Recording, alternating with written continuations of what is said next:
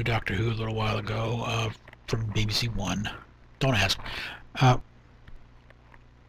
And the feed cut out a few, so I probably missed some dialogue points here and there, but I figured it out eventually. Okay, interesting idea. The Autons did get a mention because apparently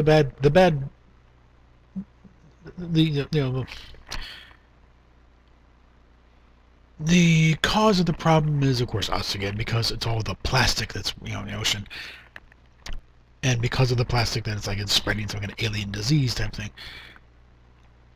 And I think maybe they oversell the plastic thing a bit, but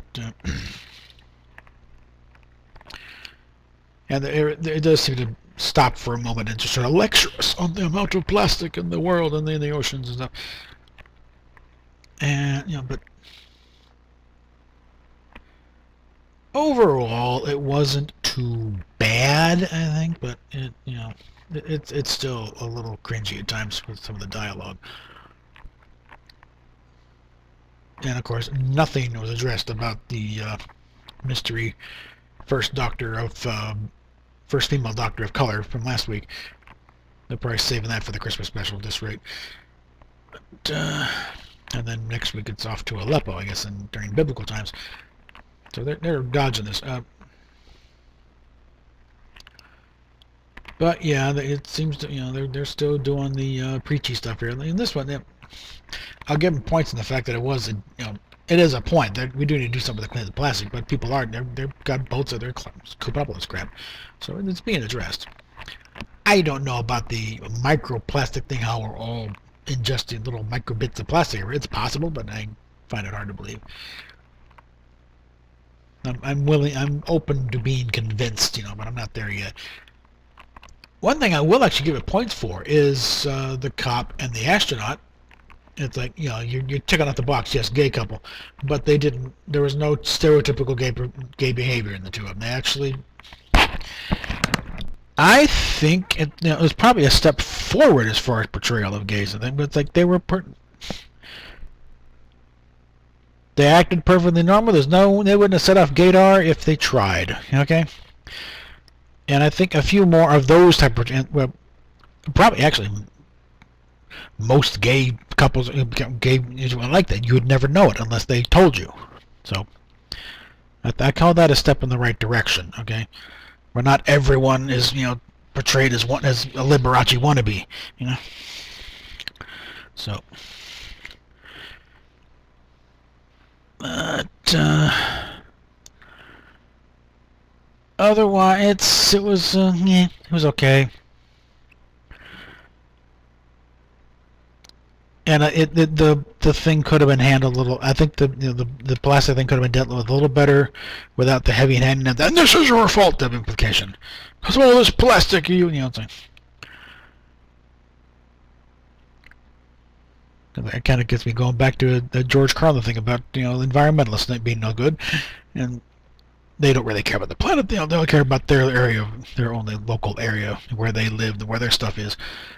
It's like, it could be, the Earth, maybe it wanted plastic. That's why it made us. Now the Earth plus plastic makes it into the Matrix. So when it gets tired of us, it'll shake us off like a bad case of the fleas. So, but yeah,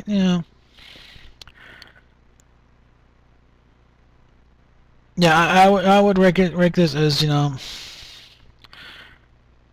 not that bad, not that great. It's sort of there, But it's the big thing overshadowed is just the big elephant from last week. This whole thing of who was the first.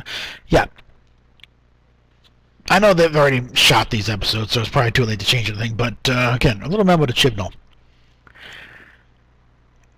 If you think you're going to shoehorn in Joe Martin as the first Doctor, you need to be a little more cognizant of the, because oh really, okay, because I think it's been pretty well firmly established that when the Doctor and Susan stole the TARDIS, one, it was clearly done as William Hartnell, because we see Clara, being the little possible girl thing, no, take this one,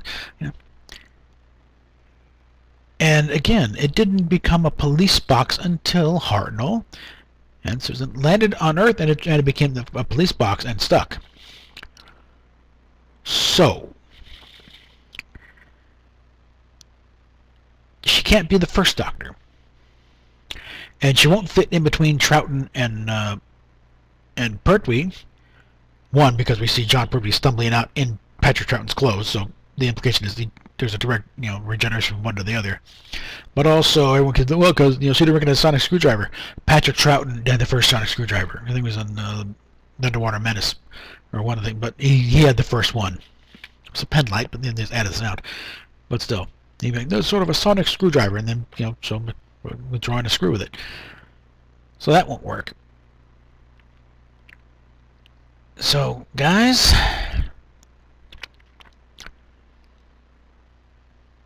little note, like whenever they take any property, comic books, every time they take the approach of everything you know is a lie and use it to excuse to upend the entire thing, it never works. The only thing you guarantee is a fan backlash and the death of that particular property, at least for a while. Because you're not just saying everything you know is a lie. You're also telling the dedicated fans who spent all that time watching this show and supporting it and buying all the merchandise and the reference books and hanging out and going to conventions, have wasted their time and their money on nothing. That's a general thing of why reboots usually don't work, and especially reboots based on everything you know is a lie, because then you just told you're an idiot for wasting your time and money. Congratulations. Yeah. So, Chibs, you better have a master plan under your hat to get this, figure this out in a way that it doesn't piss off the entire fan base, because otherwise you have killed Doctor Who. Because the only way out of it is for the next showrunner to say, nope, it was a lie by the master or something. It really was William Hartnell, first one. This one, the guy was a parallel timeline. By then, the damage has already been done, and be lucky if you get even half your fan base back. Because now they've made it a point that the production can no longer be trusted, and it takes a long time to heal. The only way you're really going to repair that kind of damage in a short amount of time, this is the BBC here, is you replace Chibs with someone the fans will trust implicitly, like a Neil Gaiman, or suck it up and make nice to Russell T Davies, or maybe even Stephen Moffat if you can get him back. Somebody of that kind of that level of these, they'll get someone the fans will trust to take over the thing. I think as far as Stephen Moffat, will be like, you get back Stephen Moffat, one of the things you might want to say is you leave him alone. Let him do Doctor Who the way he sees fit and stop meddling. Because that's probably why he left. I think they said he had to drink more and more in order to get the courage to sign the contract, because it's getting more and more difficult to produce the show under those restrictions. Again, Doctor Who has always been a progressive show. It doesn't need this kind of interference from the 6th floor, or wherever the hell the head office is now. And again, in light of the fact that Prime Minister is about to axe the license fee, you'll actually be you're kind of beholden to your audience. You won't have that license fee coming in on a regular basis. You have to actually show some performance. You might want to start getting away from the woke politics thing and start doing stuff people actually might want to see. Because in case you hadn't noticed, the backlash is building. I'll leave it at that. PayPal, Patreon down below, and I'm working on another idea, something else. The BBC, so you're going to make a deal for trying another American attempt at Red Dwarf. No, I'll get into that in a later. So, catch you in a minute.